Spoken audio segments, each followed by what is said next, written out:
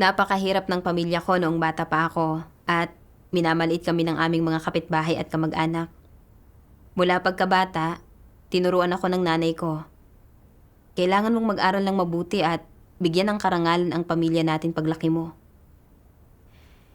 Itinatak ko sa aking isipan ang mga salita ng nanay ko at nagsikap ako ng gusto sa aking pag-aaral. Umaasang balang araw ay makakakuha ako ng mataas na antas ng edukasyon at magandang trabaho at mapapabuti ang buhay ng aking pamilya. Isang beses, pagkatapos kong maoperahan dahil sa bali, pinalabas ako na may cast ang paa at hindi ako makalakad at araw-araw akong pinapasan ng nanay ko papunta sa eskwelahan. Nagtiyaga ako sa aking pag-aaral sa kabila ng sakit at kakaibang tingin ng iba. Hindi ko kailanman isinuko ang aking pag-aaral, kahit na ilang beses akong naaksidente nung nag-aaral pa ako. Para makapasok sa isang mahusay na universidad, hindi ko kailanman pinabayaan ang aking pag-aaral. Araw-araw, mula alas 7 ng umaga hanggang alas 11 ng gabi, maliban sa pagkain, pag-inom at iba pang pangangailangan, nag-aaral ako. Sa wakas, nakapasok din ako sa isang nangungunang universidad. Sa ikatlong taon ko sa kolehiyo, naghanda ako para sa entrance exam sa graduate school. Para makapasok sa isang prestihiyosong graduate program, halos isang taon akong nagkulong. Gumugugol ng mahigit 10 oras bawat araw sa library para pag-aralan ang mga kurso sa graduate school. Hindi ko tinangkang hayaang mag-relax ang sarili ko kahit kaunti. Sa huli, nakamit ko ang aking layon at natanggap ako sa isa sa mga pinaka-prestihiyosong programa sa graduate school sa bansa. Pagkatapos ng graduation, nagsimula akong magtrabaho sa isang research institute sa isang pampublikong institusyon at nagsimula akong mamuhay ng tipikal na alas 9 hanggang alas 5 na buhay. Maayos din naman ang mga benepisyo at sahod. Ang mga kamag-anak na dati ay mababang tingin sa amin ay nagsimula ng magdala ng mga regalo at dumalaw. Kapag nakikipagkita ako sa mga kaklase ko, binubola at pinupuri rin nila ako. Naging karangalan ako ng aking mga magulang at talagang naging masaya ako.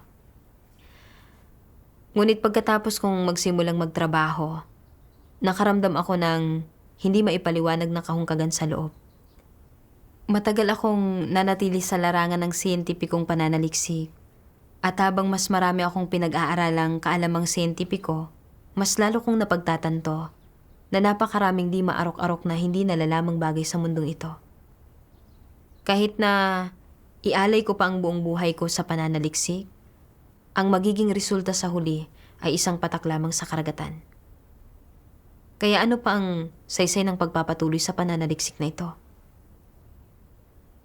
Hindi ko alam kung ano ang dapat kong hangarin o kung paano maaalis ang pakiramdam na ito ng kahungkagan at pagkalito. Sinubukan kong punan ang aking buhay ng ehersisyo at pagbabasa, ngunit walang nangyari. Sa tuwing mayroon akong libreng oras, isang malaking pakiramdam ng kahungkagan ang lumalamon at umuubos sa akin. Para mas maramdaman kong may kabuluhan ang buhay ko, nagpasya akong mag-apply sa isang prestihiyosong universidad sa ibang bansa para sa karagdagang pag-aaral. Umaasang masisiguro ang mas magandang kinabukasan. Bagamat alam kong magdudulot ito ng malaking pressure, inaloko pa rin ang sarili ko. Sinasabing, ganito lang talaga ang buhay. Nagsusumikap ang mga taong umanga tulad ng tubig na dumadaloy pababa. Ganap itong normal. Noong naghahanda na akong abutin ang layo na ito, nagkataon lang na narinig ko ang ebanghelyo ng makapangyarihang Diyos sa mga huling araw. Sa pamamagitan ng pagbabasa ng mga salita ng Diyos, nalaman kong ang mga tao ay nilikha ng Diyos at hindi tiwali noong simula. Na ang mga tao ay maaaring mamuhay ng may pagkakasundo ng walang mga alitan, ngunit pagkatapos na gawing tiwali ni Satanas ang mga tao, nagkaroon sila ng lahat ng uri ng mga tiwaling disposisyon at nagsimulang mag-away-away at ninlangin ang isa't isa, namumuhay sa kadiliman at pagdurusa. Upang iligtas ang sangkatauhan at upang makamit ng mga tao ang katotohanan at buhay. Isinagawa ng Diyos ang 3 yugto ng gawain sa kapanahunan ng kautusan, kapanahunan ng biyaya at kapanahunan ng kaharian. Ngayon, ginagawa ng Diyos ang huling yugto ng kanyang gawain. Ito ay ang ihayag ang lahat ng katotohanan sa sangkatauhan upang makalaya ang mga tao mula sa mga gapos at pinsala ni Satanas. Iwaksi ang kanilang mga satanikong tiwaling disposisyon at sa huli ay maakay sa isang napakagandang hantungan. Habang mas binabasa ko ang mga salita ng Diyos, mas lalo akong naaakit at naunawaan ko ang kahulugan at mga hiwaga ng buhay sa pamamagitan ng kanyang mga salita. At nagtamasa ako ng kapayapaan at kagalakan sa aking puso na hindi ko pa naranasan kailanman. Isang beses, nabasa ko ang mga salitang ito ng Diyos. Mula nang unang magkaroon ang tao ng agham panlipunan, ang isip ng tao ay naging abala sa agham at kaalaman. Ang agham at kaalaman ay naging mga kagamitan para sa pamumuno ng sangkatauhan, at doon ay wala ng sapat na puwang para sa tao upang sambahin ang Diyos, at walang kanais-nais na mga kondisyon para sa pagsamba sa Diyos. Ang posisyon ng Diyos ay lumubog ng lalo pang mas mababa sa puso ng tao. Kung walang puwang para sa Diyos sa kanyang puso, ang panloob na mundo ng tao ay madilim, walang pag-asa at hungkag. Dahil dito, lumitaw ang maraming panlipunang siyentipiko, mananalaysay, at mga politiko upang magpahayag ng mga teorya ng agham panlipunan, teorya ng ebolusyon ng tao, at iba pang mga teorya na sumasalungat sa katotohanan na nilikha ng Diyos ang tao upang punuin ang puso at isip ng tao. At sa ganitong paraan, ang mga naniniwala na ang Diyos ang lumikha ng lahat ng bagay ay lalo pang nangaunti, at ang mga naniniwala sa teorya ng ebolusyon ay lalo pang dumami ang bilang. Parami ng parami ang mga tao na itinuturing ang mga talaan ng gawain ng Diyos at kanyang mga salita sa kapanahunan ng lumang tipan bilang mga alamat at mga katang isip. Sa kanilang mga puso, ang mga tao ay nagwalang bahala sa karangalan at kadakilaan ng Diyos, sa pag-iral ng Diyos, at sa doktrina na ang Diyos ay may kataas-taasang kapangyarihan sa lahat ng bagay. Ang pagpapanatili ng sangkatauhan at ang kapalaran ng mga bayan at mga bansa ay hindi na mahalaga sa kanila. Nakatira ang tao sa isang walang kabuluhang mundo na ang iniintindi lamang ay pagkain, pag-inom, at ang paghahangad ng kasiyahan. Iilang tao lang ang umaako sa paghahanap kung saan kumikilos ngayon ang Diyos o naghahanap kung paanong siya ang may kataas-taasang kapangyarihan sa lahat at kung paano niya inaayos ang hantungan ng tao. Ang agham, kaalaman, kalayaan, demokrasya, kasiyahan, at kaginawahan ay nagdadala lamang ng pansamantalang konsuelo sa tao. Kahit na mayroong ganitong mga bagay, hindi pa rin maiwasan ng tao na magkasala at dumaing sa pagiging hindi patas ng lipunan. Hindi mahahadlangan ng pagkakaroon ng mga bagay na ito ang pangungulila at pagnanais ng tao na tumuklas. Sapagkat ang tao ay nilalang ng Diyos at ang kanyang mga walang katuturang sakripisyo at pagtuklas ay maaari lamang magdulot ng higit na pagkabagabag sa Kanya at magdulot na ang tao ay umiral sa palagiang kalagayan ng pagkabalisa, hindi nalalaman kung paano haharapin ang kinabukasan ng sangkatauhan o kung paano haharapin ang landas sa hinaharap, hanggang sa puntong ang tao ay matakot sa agham at kaalaman at lalong matakot sa damdamin ng kahungkagan. Sa mundong ito, ikaw man ay nakatira sa isang malayang bansa o sa isang bansa na walang mga karapatang pantao, ikaw ay ganap na walang kakayahang takasan ang kapalaran ng sangkatauhan. Ikaw man ang pinuno o ang pinamumunuan, ikaw ay ganap na walang kakayahang takasan ang pagnanais na galugarin ang kapalaran, mga hiwaga, at hantungan ng sangkatauhan, lalong wala kang kakayahang takasan ang nakalilitong damdamin ng kahungkagan. Ang gayong pinomeno, na karaniwan sa buong sangkatauhan, ay tinatawag ng mga sosyologo na mga panlipunang pinomeno, ngunit walang dakilang taong lumilitaw upang lutasin ang mga gayong problema. Kung tutuusin, ang tao ay tao, at ang katayuan at buhay ng Diyos ay hindi mapapalitan ng sinumang tao. Ang kailangan ng sangkatauhan ay hindi lang ang isang patas na lipunan kung saan ang lahat ng tao ay kumakain ng sapat, pantay-pantay, at malaya. Ang kailangan ng sangkatauhan ay ang kaligtasan ng Diyos at ang kanyang pagtutustos ng buhay sa kanila. Kapag natatanggap ng tao ang itinutustos na buhay ng Diyos at ang kanyang kaligtasan, saka lamang malulutas ang kanyang mga pangangailangan, pagnanais na tumuklas, at ang kahungkagan sa puso niya. Naantig ng mga salita ng Diyos ang puso ko.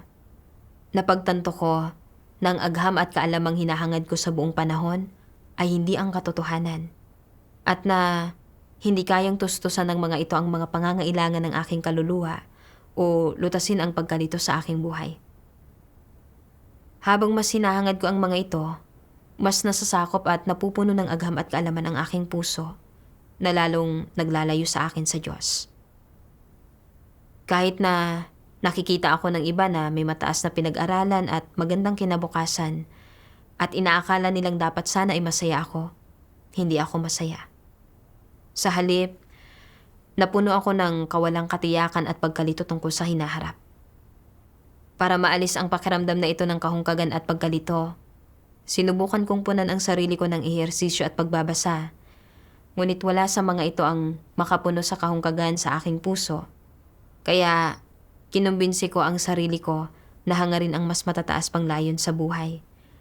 Naniniwalang ang pagkakaroon ng isang bagay na pagsusumikapan ay makapagpapagaan ng pakiramdam na ito. Ngunit sa halip, nauwi akong lalo pang mas nasusupil. At naging malinaw sa akin na kahit na ibuhos ko pa ang buong buhay ko sa siyentipikong pananaliksik, hindi pa rin ako magkakaroon ng gaanong pagkaunawa sa mundong ito. At sa halip, habang mas nagsasaliksik ako, mas marami akong makahaharap na mga hindi nalalamang bagay at lalo akong malilito at maguguluhan tungkol sa mundong ito. Napagtanto ko na gaano man karaming libro ang basahin ko o gaano man karaming kaalamang siyentipiko ang matamo ko, kahit na makita pa ako ng iba na may magandang kinabukasan, walang silbi ang lahat ng iyon. At hindi nito malulutas ang kahungkagan sa aking puso o ang pagkalito sa aking buhay. Napagtanto ko rin kung bakit palagi akong hindi makawala sa pagpapahirap na ito ng kahungkagan sa loob. Ito ay dahil hindi ko natagpuan ng Diyos, dahil hindi ko natanggap ang kanyang pagtustos ng buhay katotohanan para sa tao, at dahil hindi ko naunawaan ang mga hiwaga o kahulugan ng buhay. Nilikha ng Diyos ang sangkatauhan at kayang itustos ng Diyos kung ano ang kailangan ng mga tao para sa buhay. Tanging ang Diyos ang pinaka-nakauunawa kung ano ang kailangan ng sangkatauhan at tanging ang katotohanang ipinahayag ng Diyos ang makalulutas sa kahungkagan sa puso ng tao. Para magkaroon ng mas maraming oras para kumain at uminom ng mga salita ng Diyos, nagpasya ako na huwag nang gumugol pa ng oras at lakas sa paghahangad ng karagdagang pag-aaral sa ibang bansa. Nakita ko na ang pagtuturo sa isang international na paaralan ay isa ring magandang opsyon dahil nagkakalob ito ng mga regular na bakasyon, summer at winter breaks, at mas mataas pa nga ang sahod kaysa sa pagtatrabaho sa isang research institute. Ang pagtuturo ay isa ring matatag at iginagalang na trabaho, kaya lumipat ako ng propesyon at nagsimulang magturo sa isang paaralan. Isang araw, nabasa ko ang 2 sipi ng mga salita ng Diyos at nagkaroon ako ng kaunting pagkaunawa sa kahulugan at talaga ng paggawa ng tungkulin ng isang tao. Sabi ng makapangyarihang Diyos, bilang mga miyembro ng sangkatauhan at tapat na mga Kristiyano, pananagutan at obligasyon nating lahat na ialay ang ating isipan at katawan, para sa katuparan ng atas ng Diyos, dahil ang ating buong pagkatao ay nagmula sa Diyos at ito ay umiiral salamat sa kataas-taasang kapangyarihan ng Diyos. Kung ang mga isipan at katawan natin ay hindi inilalaan para sa atas ng Diyos at sa makatarungang kapakanan ng sangkatauhan, ang ating mga kaluluwa ay mahihiya sa harap ng mga naging martir para sa atas ng Diyos at lalong mas mahihiya sa harap ng Diyos na naglaan sa atin ng lahat ng bagay. Hinahanap ng Diyos iyong mga nag-aasam na siya ay magpakita. Hinahanap iyong mga nakikinig sa kanyang mga salita. Hinahanap iyong mga hindi nakakalimot sa kanyang atas at mga naghahandog ng kanilang puso at katawan sa kanya.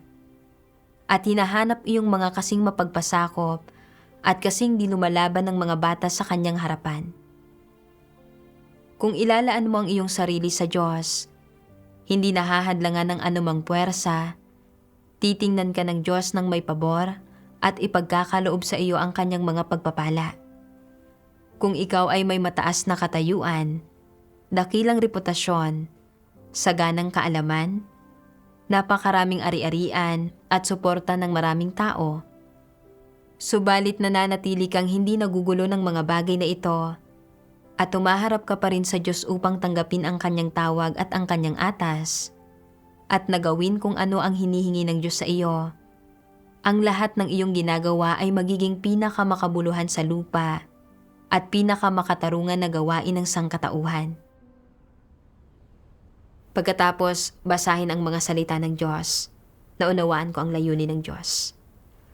Ang gawain ito sa mga huling araw ay ang huling yugto ng gawain ng Diyos sa pagliligtas sa sangkatauhan. Umaasa ang Diyos na mas maraming tao ang tatanggap sa kanyang atas upang madala nila ang mga namumuhay sa kahungkagan at pagdurusa sa harap niya para tanggapin ang kanyang pagliligtas at makalaya mula sa pagpapahirap at katiwalian ni Satanas. Ito ang pinakamakatarungang adhikain ng sangkatauhan at ito ang ating responsibilidad at obligasyon bilang mga Kristiyano. Gaano man kataas ang katayuan, katanyagan, kaalaman o kayamanan ng isang tao, kung kaya niyang isantabi ang mga bagay na ito para tanggapin ang atas ng Diyos at gawin ang kanyang tungkulin bilang isang nilikha, kung gayon, ito ay isang bagay na sinasang-ayunan ng Diyos. Naisip ko kung paanong namuhay ako sa kahungkagan at pagdurusa bago ako nanampalataya sa Diyos. Hindi alam kung paano tatahakin ang aking landas sa buhay sa hinaharap at kung paano ako nasaktan at walang magawa noong humaharap sa mga kahirapan at kagipitan sa aking buhay. Ang pagliligtas ng Diyos ang nagpalaya sa akin mula sa gayong hungkag at litong buhay at nagbigay sa akin ng sandigan at direksyon. Pinahintulutan ako ng Diyos na maunang marinig ang kanyang tinig, kaya dapat kong ipangaral ang ebanghelyo ng Diyos sa mga tao na tulad ko ay namumuhay sa kahungkagan at pagdurusa upang marinig din nila ang tinig ng Diyos, maunawaan ang katotohanan at mamuhay ng may kapayapaan at kagalakan. Nang maisip ko ang mga ito, nagnais akong magkaroon ng mas maraming oras para gawin ang aking tungkulin. Ngunit ang aking pang-araw-araw na schedule sa paaralan ay siksik na siksik. At minsan, hindi man lang ako makahanap ng oras para magbasa pa ng mga salita ng Diyos. Nang makita kong aktibong ginagawa ng mga kapatid ang kanilang mga tungkulin, nabalisa ako at gusto kong isuko ang trabahong ito na kumukonsumo ng napakarami kong oras at lakas. Ngunit nag-aatubili akong bitiwan ito. Halos 20 taon ang ginugol ko sa matiyagang pag-aaral para lang makakuha ng mataas na antas ng edukasyon at magandang trabaho. At sa puntong ito, hindi pa ako matagal na nagtatrabaho. At hindi ko pa napaglilingkuran ng maayos ang aking mga magulang. Kaya paano ko basta nalang bibitiwan ang lahat ng ito? Labis na nagtatalo ang kalooban ko at hindi ko alam kung ano ang pipiliin ko. Isang araw, narinig ko ang isang himno ng mga salita ng Diyos at labis akong naantig. Dapat ilagay mo ang paniniwala sa Diyos ng higit sa lahat. Kung nais mong manampalataya sa Diyos at kung nais mong matamo ang Diyos at ang kanyang kasiyahan, maliban kung magtiis ka ng partikular na antas ng pasakit at maglaan ng partikular na pagsisikap, hindi mo makakamtan ang mga bagay na ito. Marami na kayong narinig na pangangaral, ngunit ang marinig lamang ito ay hindi nangangahulugan na iyo ang sermon na ito. Kailangan mong isaloob ito at gawin itong isang bagay na pag-aari mo. Kailangan mong ilangkap ito sa iyong buhay at isama ito sa iyong pag-iral na tinutulutan ang mga salita at pangaral na ito na gabayan ang paraan ng iyong pamumuhay at maghatid ng kabuluhan at kahulugan sa iyong buhay. Kapag nangyari iyon, magiging sulit ang pakikinig mo sa mga salitang ito. Kung ang mga salitang aking sinasambit ay hindi naghahatid ng anumang pagpapabuti sa iyong buhay o nagdaragdag ng anumang halaga sa iyong pag-iral, walang dahilan para pakinggan mo ang mga ito. Dapat mong tratuhin ang pananampalataya sa Diyos bilang ang pinakamahalagang usapin sa buhay mo, mas mahalaga kaysa sa pagkain, pananamit o iba pang bagay. Sa ganitong paraan, aani ka ng mga resulta. Kung nananampalataya ka lamang kapag may panahon ka at hindi mo kayang ilaan ang buong pansin mo sa iyong pananalig, at kung palagi kang naguguluhan sa iyong pananalig, wala kang mapapala. Sa paulit-ulit na pagninilay sa mga salita ng Diyos, naunawaan ko na kung gusto nating makamit ang katotohanan at isang tunay na buhay sa ating pananampalataya sa Diyos, hindi ito usapin lamang ng pagbabasa ng mga salita ng Diyos at pag-unawa sa ilang doktrina. Ang pagkakamit ng mga bagay na ito ay nangangailangan ng pagsasagawa at pagdanas sa mga salita ng Diyos sa tunay na buhay at pagpapahintulot sa mga salita ng Diyos na baguhin ang buhay paghahangad ng isang tao. Kung nagpapahayag lang ng pananalig sa Diyos ang isang tao, ngunit hindi isinasagawa at dinaranas ang katotohanan sa lahat ng aspekto, at itinuturing pa rin niya ang paghahangad ng mga makamundong kinabukasan bilang mga layo niya sa buhay, kung gayon, sa pamumuhay sa ganitong paraan, hindi niya kailanman makakamit ang katotohanan. Nagpahayag ang Diyos ng napakaraming katotohanan sa mga huling araw. Ngunit, hindi ko pa natatapos basahin ang marami sa mga salita ng Diyos, at hindi ko pa nga lubos na nauunawa ng mga salita at doktrina. Gayunpaman, isinasagawa ko ang aking pananalig gaya nito sa libreng oras ko. Gumugugol ng maraming oras araw-araw sa trabahong walang naidudulot na kapakinabangan sa aking buhay.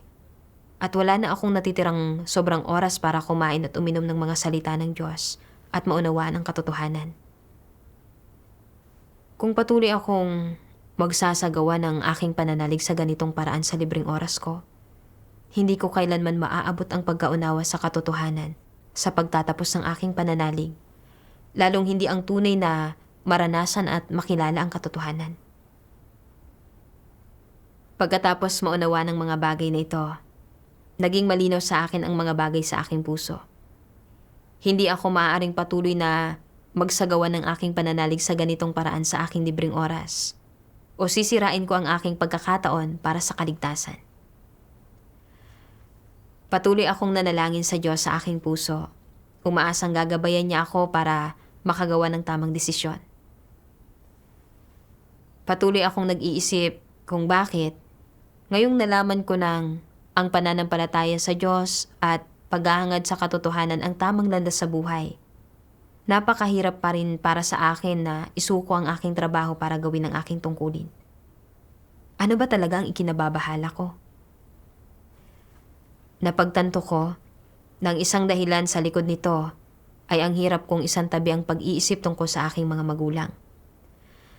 Nag-alala ako na kung hindi ako magtatrabaho at kikita ng pera, hindi ko mapaglilingkuran ng maayos ang aking mga magulang at bibiguin ko ang aking mga magulang pagkatapos ng lahat ng taon ng kanilang mga pagsisikap at inaasahan. Hinanap ko kung ano ang sinasabi ng mga salita ng Diyos sa kontekstong ito. Naalala ko ang 2 sipi ng mga salita ng Diyos at hinanap ko ang mga ito para basahin. Sabi ng makapangyarihang Diyos, mula sa sandaling isilang kang umiiyak sa mundong ito, sinisimulan mo ng gampanan ang iyong mga responsibilidad.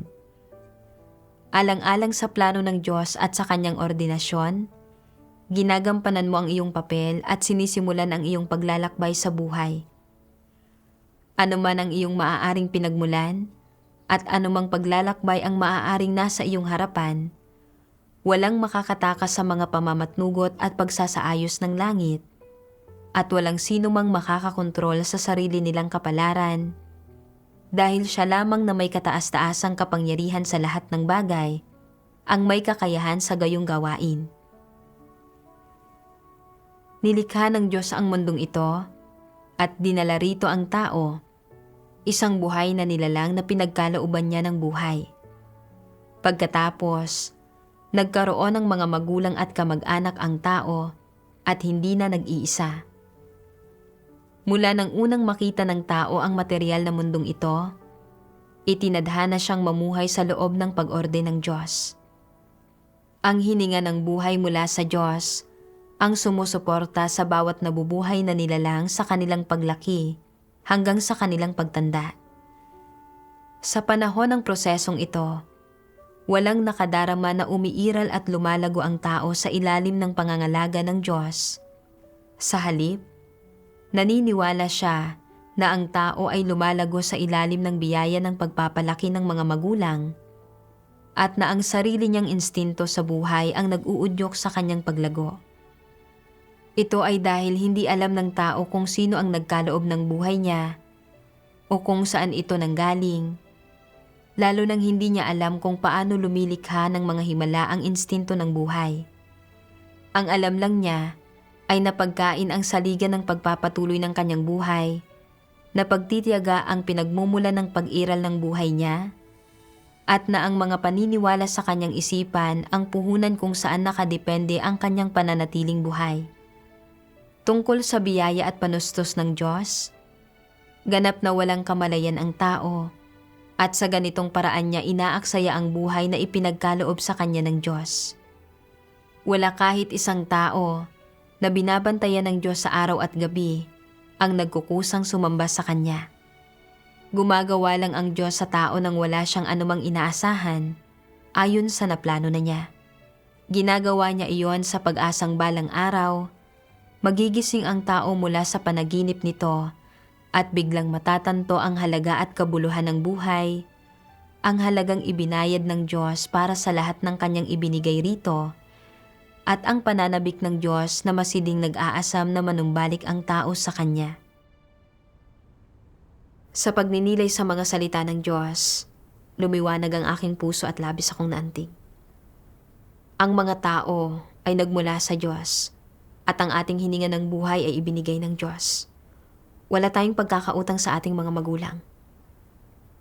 Ang katunayan na pinalaki ako ng aking mga magulang at tinustusan ng aking pag-aaral ay kataas-taasang kapangyarihan at mga pagsasaayos ng Diyos. Tinutupad lamang ng aking mga magulang ang kanilang mga responsibilidad at obligasyon. Ano man ang antas ng edukasyon na mayroon ako, ay paunang inordin rin ng Diyos. Hindi itinakda ng aking mga magulang. Dapat kong tanggapin ang pagmamahal at mga sakripisyo ng aking mga magulang mula sa Diyos. Sa pagbabalik tanaw, wala sa mga yugto ng aking buhay ang aking hawak. Halimbawa, sa mga batang kaedad ko sa aming nayon, ako lang ang hindi nakapasok sa maraming klase dahil sa maraming aksidente. Gayunpaman, maayos pa rin akong nakausad sa aking pag-aaral. Isa pa, maraming beses na seryoso akong naaksidente noong bata pa ako, ngunit lahat ng iyon ay muntik-muntikan lang. Nakarating ako sa puntong ito sa ilalim ng pangangalaga at proteksyon ng Diyos. At ang pinakadapat kong pasalamatan ay ang Diyos. Bukod pa rito, bawat isa sa atin ay may kanya-kanyang misyon. Mayroon akong tungkulin at responsibilidad na dapat kong tuparin at isang landas sa buhay na itinakda ng Diyos para sa akin. At hindi ako dapat mamuhay para lamang sa mga inaasahan ng aking mga magulang. May sariling kapalaran ng aking mga magulang at hindi naman sa Kapag nagsikap ako sa pagtatrabaho at kumita ng pera, mababago ko na ang kanilang kapalaran. Kung hindi itinakda ng Diyos ang magagandang kondisyon ng pamumuhay para sa kanila, kung gayon, gaano man ako magsumikap, hindi sila makikinabang dito. Hindi ko dapat laging sinusubukan na lumikha ng masayang buhay para sa aking mga magulang gamit ang sarili kong mga kamay. Ngayong sa wakas ay natagpuan ko na ang tamang landas sa buhay at natanggap ko na ang panustos sa buhay mula sa mga salita ng Diyos. Dapat akong magsagawa ayon sa mga salita ng Diyos. Bumaling sa Diyos, ipagkatiwala ang lahat, kabilang ang aking mga magulang sa Kanya, at masigasig na hangarin ang katotohanan. Bagamat nilayon kong isuko ang aking trabaho at guguli ng lubos ang aking sarili para sa Diyos, nang maisip kong isuko ang kinabukasang hinangad ko ng mahigit 20 taon, medyo nag-aatubili pa rin ang puso ko. Sa paghahanap at pagninilay, napagtanto kong ang kawalan ko ng determinasyon ay dahil hindi ko pa nakikilatis ng malinaw ang kasikatan at pakinabang. Dahil gusto ko pa ring mamukod tangi at maghangad ng isang buhay na nakahihigit sa buhay ng iba, at dahil din sa hindi ko naunawaan ang kahalagahan ng paghahangad sa katotohanan. Kaya, sinadya kong hanapin ang katotohanan sa aspektong ito. Binasa ko ang mga salita ng Diyos. Iyong mapapansin na sa mundong walang pananampalataya, maraming mga awit at artista sa pelikula na talagang handang magtiis ng paghihirap at ialay ang kanilang sarili sa trabaho nila bago sila sumikat. Ngunit nang makamit na nila ang kasikatan at magsimula na silang kumita ng malaking pera, hindi na sila tumatahak sa tamang landas. Ang ilan sa kanila ay gumagamit ng droga, ang ilan ay nagpapatiwakal, at umiikli ang kanilang buhay. Ano ang sanhi nito? Sobra-sobra ang kanilang material na kasiyahan, masyado silang komportable, at hindi nila alam kung paano magkamit ng higit na kasiyahan o kasabikan. Ang ilan sa kanila ay gumagamit ng droga upang makahanap ng higit na kasabikan at kasiyahan, at paglipas ng panahon, hindi na nila ito kayang tigilan. Ang ilan ay namamatay dahil sa sobrang paggamit ng droga, at ang iba na hindi alam kung paano makaalpas dito ay nagpapatiwakal na lang sa bandang huli. Napakaraming halimbawa na ganito. Gaano man kaayos ang iyong pagkain, pananamit, pamumuhay, pagsasaya, o gaano man kaginhawa ang iyong buhay, at gaano kalubos mo mang natutugunan ang iyong mga pagnanais, sa bandang huli, puro kahungkagan sa ibabaw ng kahungkagan, at ang resulta ay pagkawasak. Ito bang kaligayahang hinahangad ng mga walang pananampalataya ay tunay na kaligayahan? Ang totoo, hindi ito kaligayahan. Ito ay imahinasyon ng tao. Ito ay isang uri ng kasalaulaan. Ito ay isang landas kung saan nagiging salaula ang mga tao. Ang di umano'y kaligayahang hinahangad ng mga tao ay huwad. Ang totoo, ito ay pagdurusa. Hindi iyon isang layong dapat hangarin ng mga tao, at wala rin doon ang halaga ng buhay.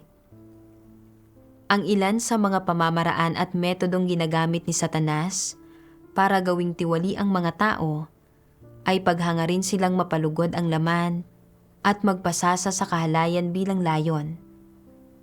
Sa ganitong paraan, ginagawang manhid ni Satanas ang mga tao, inaakit nito ang mga tao, at ginagawang tiwali ang mga tao, ipinaparamdam sa kanila na tila ba ito ang kaligayahan at inaakay silang habulin ang layong iyon. Naniniwala ang mga tao na ang makamtan ang mga bagay na iyon ay ang makamtan ang kaligayahan, kaya ginagawa ng mga tao ang lahat ng kanilang makakaya para hangarin ang layong iyon. Ngunit pagkatapos nilang makamtan ito, hindi kaligayahan ang kanilang nararamdaman, kundi kahungkagan at pagdurusa. Pinatutunayan ito na hindi iyon ang tamang landas. iyon ay daan patungo sa kamatayan. Inuubos ng mga tao ang panghabang buhay na enerhiya sa paglaban sa kapalaran at ginugugol ang buong buhay nila sa pagiging abala para tustusan ang kanilang pamilya at pabalik-balik silang nagmamadali alang-alang sa katanyagan at pakinabang. Ang mga bagay na pinahahalagahan ng mga tao ay ang pagmamahal ng pamilya, salapi, at kasikatan at pakinabang, at itinuturing nila ang mga ito bilang ang pinakamahahalagang bagay sa buhay. Lahat ng tao ay nagrereklamo tungkol sa pagiging malas, subalit isinasantabi pa rin nila sa kanilang isipan ang mga usapin na pinakanararapat na unawain at siyasatin ng mga tao. Bakit buhay ang tao? Paano dapat mamuhay ang tao? At ano ang kahalagahan at kabuluhan ng buhay? Ilang taon man silang mabubuhay, ginugugol lamang nila ang buong buhay nila sa pagiging abala sa paghahangad ng kasikatan at pakinabang, hanggang sa lumipas na ang kabataan nila at nagkaroon na sila ng uban at kulubot, hanggang sa mapagtanto nila na hindi mapapahinto ng kasikatan at pakinabang ang pagtanda nila, na hindi maaaring punan ng salapi ang kahungkagan ng puso nila, at hanggang sa maunawaan nila na walang sino man ang makakatakas mula sa mga batas ng pagsilang, pagtanda, pagkakasakit, at kamatayan, at na walang makakatakas sa mga pagsasaayos ng kapalaran. Bagaman ang iba't ibang kasanayan sa pamumuhay kung saan nagpapakadalubhasa ang mga tao sa buong buhay nila, ay nagpapahintulot sa kanila na magkaroon ng kasaganaan sa mga material na kaginawahan. Ang mga kasanayang iyon ay di kailanman nakapagdadala ng tunay na konsuelo at kapanatagan sa puso nila. Sa halip, ay patuloy na nagiging dahilan ang mga ito para ang mga tao ay mawalan ng direksyon, mahirapang kontrolin ang kanilang mga sarili, at mapalampas ang sunod-sunod na pagkakataon na matutuhan ang kabuluhan ng buhay. At nagdudulot ito ng mga nakatagong problema hinggil sa kung paano tamang haharapin ang kamatayan. Nasisira ang buhay ng mga tao sa ganitong paraan. Tinatrato ng lumikha ang lahat ng patas. Binibigyan ang bawat isa ng panghabang buhay ng mga pagkakataon na maranasan at makilala ang kanyang kataas-taasang kapangyarihan. Subalit tanging kapag papalapit na ang kamatayan, kapag nakaamba na sa isang tao ang kawit ni kamatayan, ay saka pa lamang makikita ng tao ang liwanag. At kapag nagkagayon, ay huling-huli na ang lahat. Sa pagninilay sa mga salita ng Diyos, naunawaan ko na gaano man kaganda ang material na buhay ng isang tao o gaano man kalaking kasikatan at pakinabang ang mata mo niya, hindi ito katumbas ng tunay na kaligayahan. Ang paghahangad ng kasikatan at pakinabang ay isang paraan ng pagliligaw ni Satanas sa mga tao palayo sa Diyos. Kahit na gugulin ko pa ang buong buhay ko sa paghahangad ng pera, kasikatan at pakinabang, hindi ako mapapalaya ng mga bagay na ito mula sa espiritual na kahungkagan at pasakit. Bagkus, magiging dahilan pa ang mga ito para mawala sa akin ang pagkakataong makamit ang katotohanan at masira ang aking buhay. Nag-aatubili akong iwanan ang aking trabaho dahil gusto ko itong gamitin para makakuha ng malalaking gantimpala, para makamit ang isang nakahihigit at masayang buhay, at para hindi na maliitin ng iba ang aking pamilya. Ngunit talaga bang masaya ako matapos makamit ang mga bagay na ito? Halos 20 taon ang ginugol ko sa paghahangad ng mataas na antas ng edukasyon para makamit ang respeto ng iba. At ngayon ay nakamit ko na ang paghanga ng iba at ang pambobola at papuri mula sa mga kaibigan at kamag-anak. Ngunit walang naramdamang kapayapaan o katiwasayan ang puso ko. At sa kaibuturan, madalas pa rin akong nilalamon at inuubos ng mga pakiramdam ng kahungkagan at pagkalito. Bukod dito, nagdulot sa akin ng malaking pressure ang paghahangad na ito. Palagi akong nasasangkot sa mga paghahambing at kompetisyon sa iba, hanggang sa punto na pagkatapos ng graduation, nag-alala ako na kung hindi ako maghahangad ng mas mataas na edukasyon, mahuhuli ako at mamaliitin. Kahit na hindi ko talaga gusto ang gawaing siyentipikong pananaliksik, para sa kapakanan ng pagkakamit ng paghanga ng iba, pinilit ko pa rin ang sarili ko na mag-aral sa ibang bansa, ipagpatuloy ang aking pananaliksik at gugulin pa nga ang aking buhay sa pagsusumika para dito. Napagtanto ko na ang paghahangad ng kasikatan at pakinabang ay parang isang napakalalim na hukay. Hindi ito kailanman matutugunan at nagdudulot ito ng pakiramdam ng pagsupil at pagkabalisa sa kaluluwa. Hindi nag-aalok ng anumang kaligayahan. Katulad ng maraming sikat na tao at manunulat, mayroon silang kasikatan, kayamanan, at saganang material na kasiyahan. Ngunit sa huli, nararamdaman pa rin nilang hungkag ang buhay at hindi nila alam kung ano ang hahangarin. Ang ilan pa nga ay gumagamit ng droga, habang ang iba naman ay dumaranas ng depresyon at nagpapakamatay. Pinatutunayan nitong ang kasikatan, pakinabang, pera, at material na kasiyahan ay hindi makapagdudulot ng tunay na masayang buhay.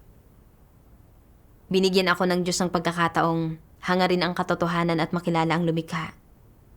At kung magpapatuloy akong gumugol ng malaking bahagi ng aking oras bawat araw sa trabaho at sa paghahangad ng katanyagan at pakinabang, na walang gaanong natitirang oras para pagnilayan ang mga salita ng Diyos at hangarin ang pagkaunawa sa katotohanan, kung gayon, ang aking paghahangad ay hindi magiging iba sa landas ng mga makamundong tao. At sa huli, magiging alipin ako ng pera, kasikatan at pakinabang, at mamumuhay akong hindi makakatakas sa kahungkagan at takot sa kamatayan sa loob ko.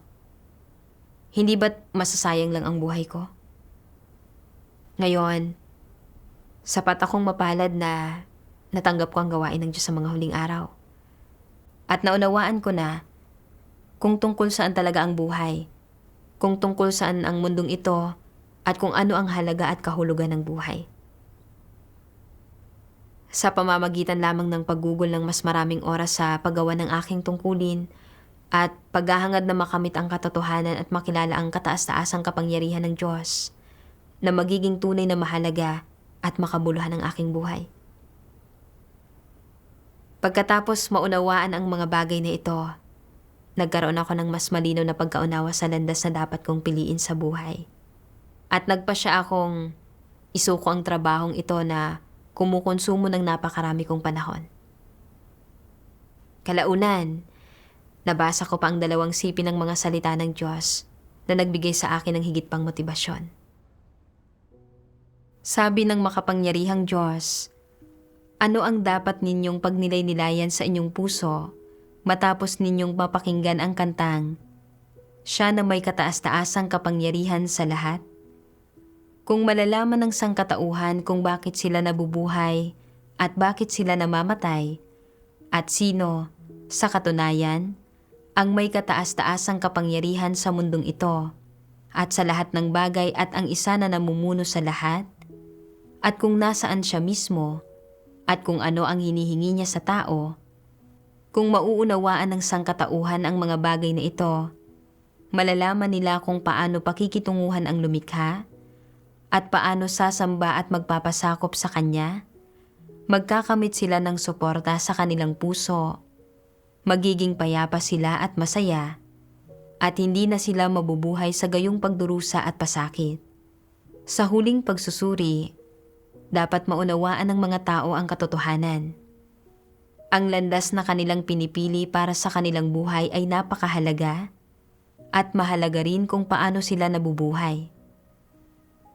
Kung paano nabubuhay ang isang tao at ang landas na tinatahak niya ang nagpapasya kung ang buhay ng isang tao ay masaya o malungkot. Ito ay isang bagay na dapat maunawaan ng mga tao. Gaano man kaabala ang mga tao sa mundong ito, gaano man sila naging matagumpay sa kanilang propasyon, gaano man kasaya ang kanilang mga pamilya, gaano man kalaki ang kanilang pamilya, gaano man kaprestihiyoso ang kanilang katayuan, may kapabilidad ba silang tahakin ang tamang landas ng buhay ng tao? Sa paghahabol sa kasikatan at pakinabang, sa mundo, o sa paghahangad sa kanilang mga karera, may kapabilidad ba silang makita ang katotohanan na nilikha ng Diyos ang lahat ng bagay at Siya ang may kataas-taasang kapangyarihan sa kapalaran ng sangkatauhan?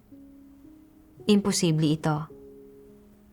Anuman ang hinahangad ng mga tao o nasa ang landas man sila, kung hindi nila kinikilala ang katunayan na ang Diyos ang may kataas-taasang kapangyarihan sa kapalaran ng sangkatauhan, kung gayon, ang landas na kanilang tinatahak ay mali.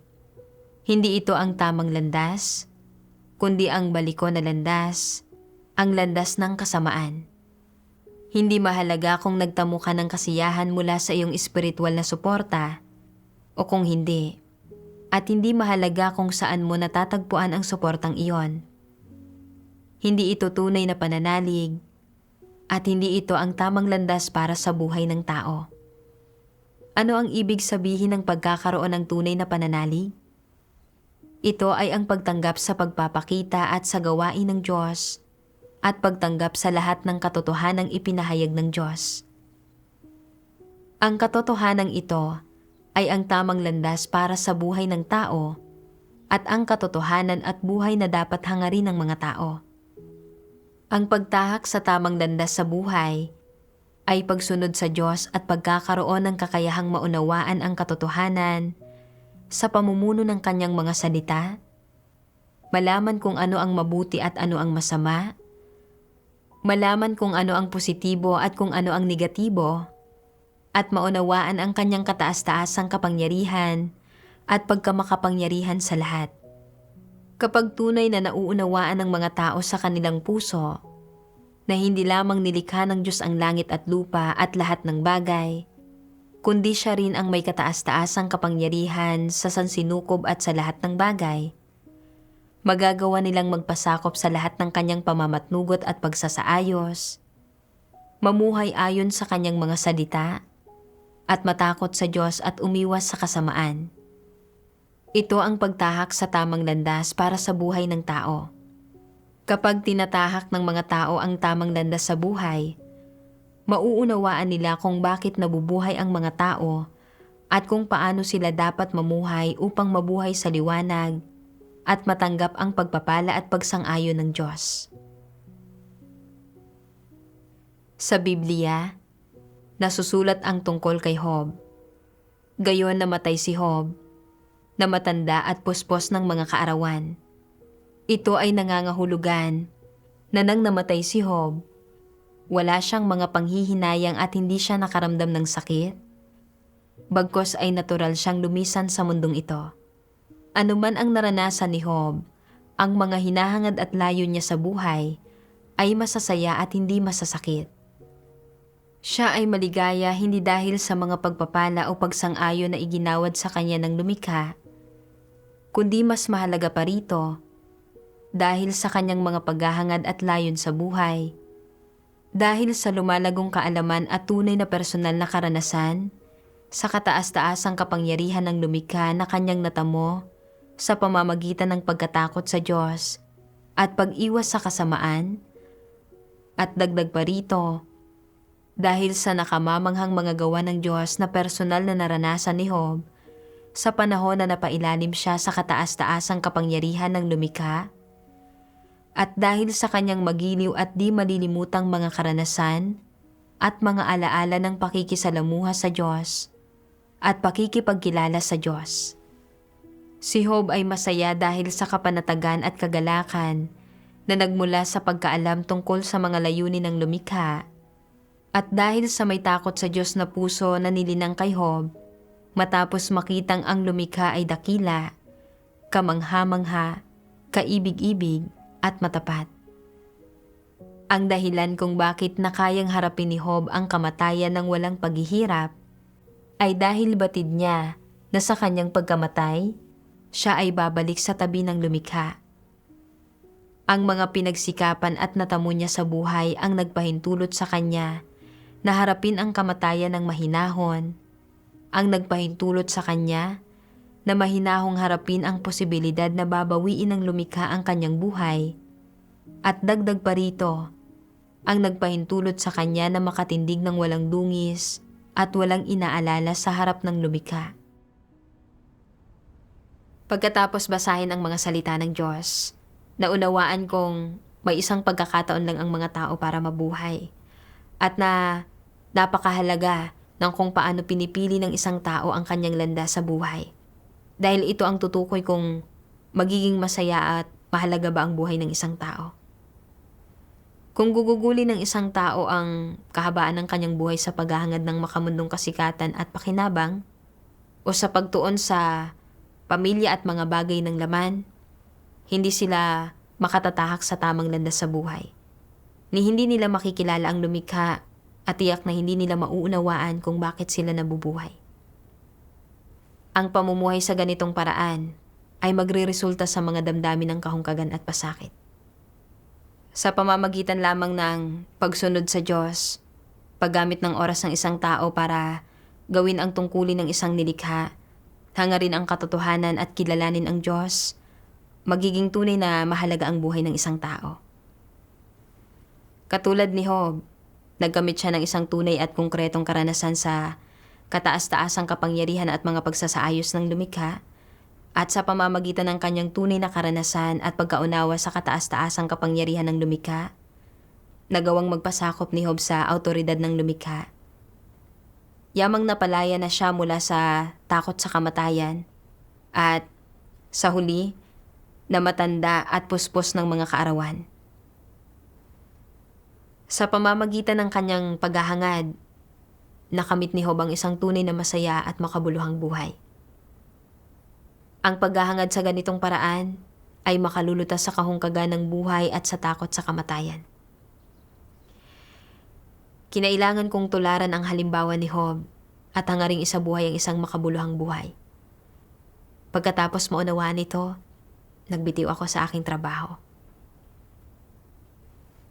Pagkatapos kong magbitiw sa trabaho, nakaramdam ako ng malaking kalayaan. Hindi ko na kailangang gumugol pa ng napakaraming oras sa walang kabuluhang kaalaman mula sa libro. At hindi ko na kailangang harapin ang mga pagpapakana at panlilin lang na naruroon sa lugar ng trabaho. Nagkaroon din ako ng mas maraming oras para makipagtipon sa mga kapatid, kumain at uminom ng mga salita ng Diyos, at gawin ang aking tungkulin, at nagkaroon ako ng kaunting pag-usad sa aking buhay pagpasok. Sa kapaligirang isinaayos ng Diyos, naranasan ko ang ilang hadlang at kabiguan at pinungusan ako na tumulong sa akin na magkamit ng kaunting kaalaman sa aking mapagmataas at mapagmagaling na tiwaling disposisyon. At maunawaan na bilang isang nilikha, dapat akong tumayo sa aking wastong lugar at matutong maging isang makatwirang tao na tumutupad sa tungkulin ng isang nilikha sa praktikal na paraan. Ang pagkakaroon ko ng kakayahang iwanan ng aking trabaho, sumunod sa Diyos, at hangarin ang isang mahalaga at makabuluhang buhay ay dahil sa patnubay at pamumuno ng mga salita ng Diyos. Labis akong nagpapasalamat sa Diyos.